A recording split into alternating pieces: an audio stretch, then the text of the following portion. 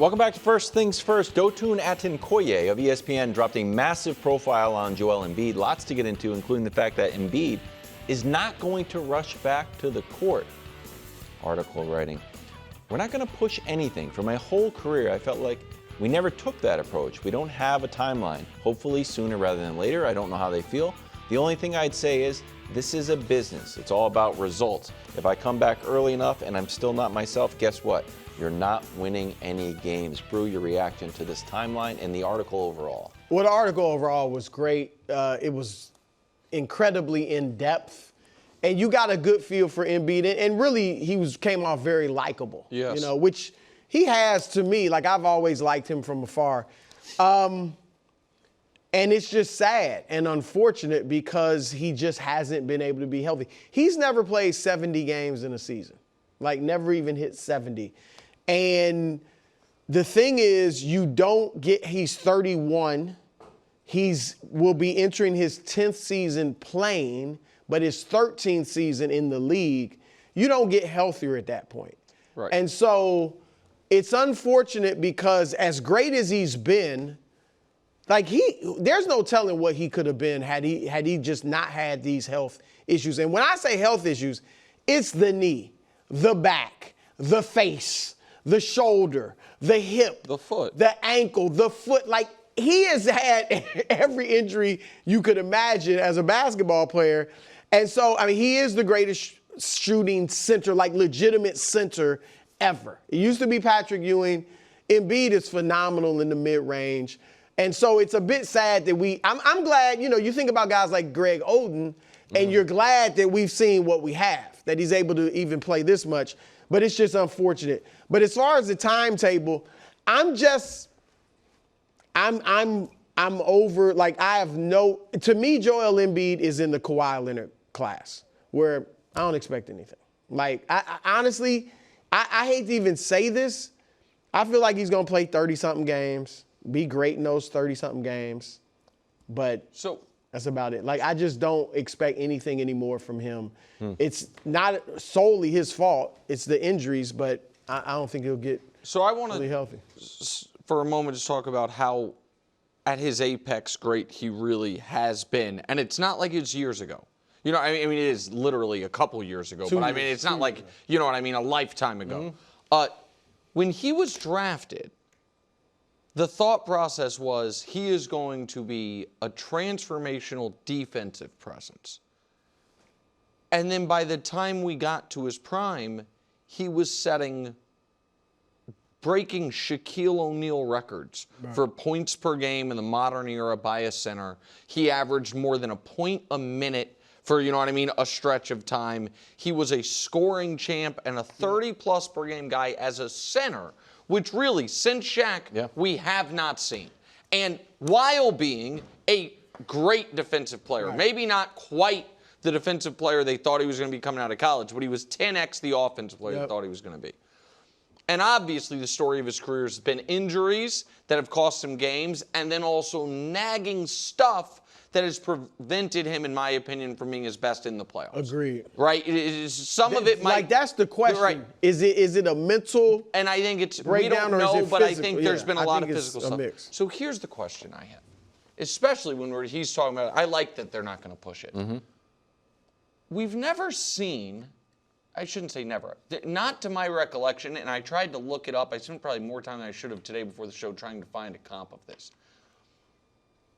Why would a player or a team not say, listen, man, it sucks, but you probably only have 50 awesome games in you, and we need 20 of those in the playoffs. So your season starts Christmas time. You know what I mean? Even if I'm talking about a year from now, fully healthy, you know, not recovering, starts Christmas time, and you're going to kind of be on the Roger Clemens as a Yankee schedule. Was it Astro? Roger Clemens as an Astro schedule, where it's like, we're going to plot out which games you're playing and you're not. I think people would be like, you can't do that. But if we know that, like, if you have ever had like a older family member that like has like, can be really locked in for 90 minutes. Yeah. You don't bring them to the party when it starts. No.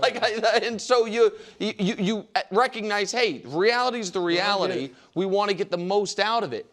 I just feel like that has to be not only the plan, but embraced. Didn't the Clippers do that with Kawhi to some degree? Right, to some degree, exactly. And it still didn't work. It didn't, but I don't know if the Clippers did that with Kawhi or if Kawhi did that with the Clippers. Right. You know what I mean? But I think we're kidding ourselves if we're like, no, next year will be different for Joel. Totally. You know what I mean? And I think it's unfair. He talked about this, like he has felt pressure and didn't feel, I just think that's the reality. I also think it's not out. If anyone's ever been around Embiid, I know all NBA guys are huge. He is humongous. Enormous. And he's 7'2", he's thick. It's not shocking that his lower body, it's hard to support all that, and then it becomes this thing. Suffers a lower body injury, so then you can't do the training and the cardio stuff you need to. So while you're recovering, you put on weight. You know what I mean? And then and so it's self-fulfilling. So do you think that's I totally get it in theory, and it should work. And baseball pitchers is the best parallel. Yeah. But if you throw 7 innings and then the next day you're like, I need an inning out of you, like, I literally can't. My fastball will go from 95 to high 70, and my tendon might pop out. I think the challenge with that, if everyone, you need Philly media to buy in, you need national media to buy in, it's like, hey, this is a huge game for us, and it's Jokic, and we're going to Denver, and that's like a big story, but you're scheduled to be, and it starts to fall apart. No, but my point is, but this thing, the schedule. The schedule. You know what I mean? But you're off, period. Well, to be honest, unfortunately, there aren't that many big, huge regular season NBA games anymore.